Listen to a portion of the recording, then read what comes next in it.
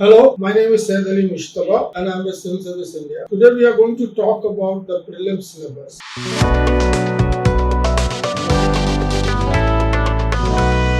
History is one of the main subjects in the prelims exam. Approximately 10 to 15 questions come out of 100 from the General Studies paper 1 from the history subject. Every year, pattern almost remains the same. The emphasis of the question shifts from one segment to another segment. This is a vast syllabus and it's all a test of your memory. So if you can remember the dates, the place, the names, events, chronology and the order of the history, then this is the subject, one of the most easiest subject and one of the most sought after subjects for the mains. But you don't have any escape in the prelims. You have to prepare yourself well for the prelims paper 1, which is the deciding paper, because here not less than 15 to 20 questions comes every year. The good thing is that the history paper does not contain any principle, any theory, any concepts like other general studies paper do. So like to tackle the history paper, general studies paper 1 in the history part, the aspirants required to know the respective significance of different topics in ancient India like Indus Valley Civilization, Vedic period, the Mauryan and the Gupta period, the various kingdoms, Delhi Sultanate, the Mughal Empire.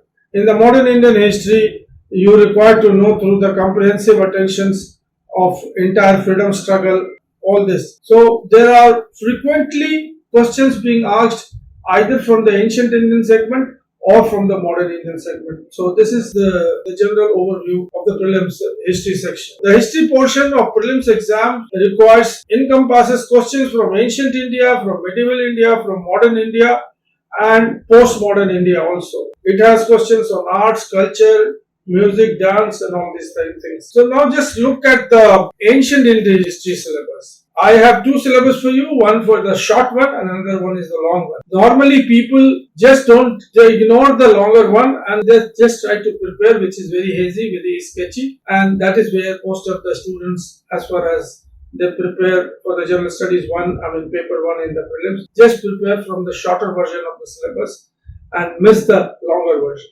So the first important part of the shorter version of the syllabus is the sources. What are the sources of ancient Indian history? That goes to prehistoric period, the prohistoric period, Indus Valley Civilization and megalithic culture, Aryan and the Vedic period of Mahajanpadas and Mauryan Empire, post-Mauryan Empire period, Indo-Greeks, Sakas, Kushanas, Western satrapas, early state and society in Eastern India, Deccan and South India, Guptas, Vaktakas and Vardhanas, regional state during Gupta area, theme in early Indian cultural history. So this is the shorter version of the syllabus where a lot of people get trapped and they don't prepare themselves more comprehensively, which is needed for any student who is preparing seriously for civil services prelims exam paper. Now the detailed ancient Indian history syllabus. The first one, as I told you, prehistoric culture in India. Indus Valley Civilization, origins, the different phases of Indus Valley, society, economy and culture. Contacts with Indus Valley with other cultures, factors led to the decline of the Indus Valley civilization. Geographical distribution and characteristics of pastoral and farming society. Then Vedic society, Vedic text, change from Rig Veda to later Vedic phases, Vedic society and religion, Upanishad, thought, political and social organization, the evolution of Varna system and monarchy, formation of the state and urbanization from the Mahajanpadas to the Nandas, Buddhism and Jainism, factors for the spread of Buddhism, the Mauryan Empire, Chandragupta Maurya and the Megasthenes, Ashoka and his inscriptions, his Dhamma, culture, administration and art. Society of post-Mauryan India from BC 200 to AD 300, evolution of the Jatis, the Satvahanas and the formation of the state in the peninsula. Sangam text and society. Indo-Greek, Sakas, Partihans, Kushans, Kanishka, contacts with the outer world. Different religion, Bhagavatism, Shaivism, Mahayana Buddhism, Hinayana, Jainism, culture and art. The Gupta and the descendants. Literature, science, arts, economy, society, modification in the political organization of the empire. So there are totally 17 segments in the ancient Indian syllabus which needs to be gone through very minutely in order to have a grasp of the syllabus and the subject as such. So You have to prepare the ancient Indian syllabus very comprehensively and very diligently. Now the second segment is medieval India. Here you have early medieval India, major dynasties, political and organization, status of women, extents of social mobility, the Arabs in the Sindh and the Ghaznavites, cultural trends from 715 to 1200, religious circumstances, the significance of temple and monastic institution, Sankaracharya, Islam, Sufism, arts and architecture, literature and science. 13th and 14th centuries, Ghaurian invasion, reasons and consequences, Delhi Sultanate under the slave rulers, Alauddin Khilji, invasion of administrative, agrarian and economic measure, Muhammad bin Tughlaq's innovation,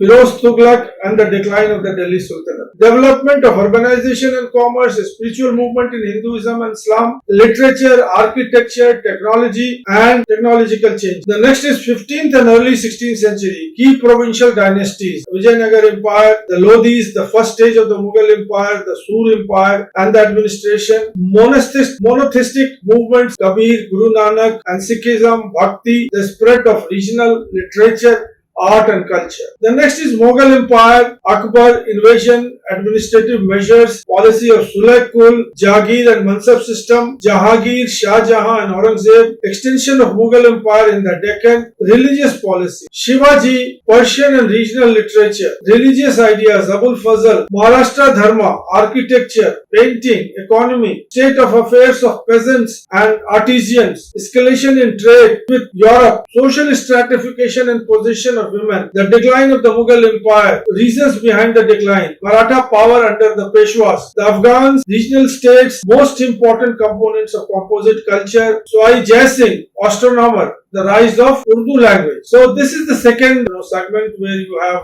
6-7 big units from where you have to prepare each and every word what I have said. The last segment is section C, which is modern India. And this modern India goes beyond the independence of the country and we stopped in 1964. So first we start with British extensions, the Carnatic Wars, invasion of Bengal, Mysore and its confrontation to the British expansion, the three Anglo-Maratha wars, regulating and Pitt's India Act, early composition of the British Raj, economic impact of the British Raj, land revenue settlements like Zimendari, Royatwari, Mahalwari, deindustrialization, railways and commercialization of agriculture, increase of landless laborers, culture encounter and social changes, the inception of Western education and modern thoughts, India's Renaissance, religious and social reform movement, social reforms, events before 1857. Development of Indian middle class, the vernacular press and its effect, the rise of modern literature in Indian languages, confrontation to British rule, early uprising, the 1857 revolt,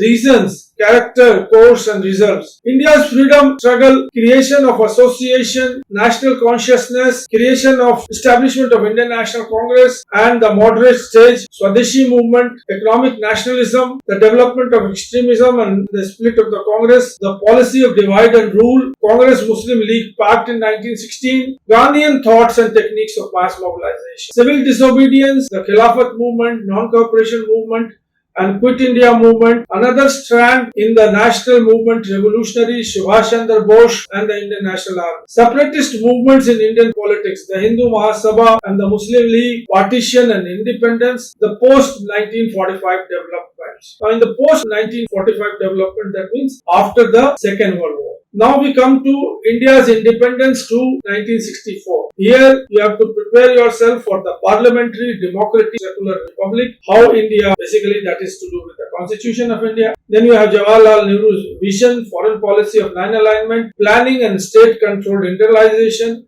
agrarian modification. So this is by and large the entire prelim syllabus of the UPSC Civil Services exam, and this is divided into ancient Indian history, medieval Indian history and the modern Indian history. Further, this is each of the segment, as I told you, more than 17 has been there in the ancient Indian history, more than 7 in the medieval Indian history and more than 8 or 9 in the modern Indian history. So largely you have questions coming from ancient Indian history and modern Indian history. So the best way to prepare? The best way to prepare is that first of all, you take the syllabus, make the basic readings of all the segments, keeping the syllabus in your on one side and the reading material on the other hand. So once you are through with 1-2 segments, then what you do is that you try to go to the worksheets where you have more than 100 or 200 questions to answer in the prelims pattern. One question, 4 choices, and you have to tick one. So you should do basic ticking of the questions of each segments in the ancient, medieval and modern history. So that is the way you have to prepare, because just reading you will definitely not be able to remember the dates, the chronology, the names and so many other details. It is all about,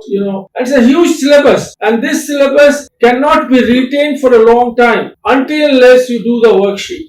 And the worksheet should not be for the entire ancient Indian history. The worksheet should be broken wise into the segments. And each segment you must do 4 or 5 worksheets so that you know what are the basic questions which are coming. So that is the way to prepare for the prelims exam of the first paper called General Studies Paper 1. Thank you so much.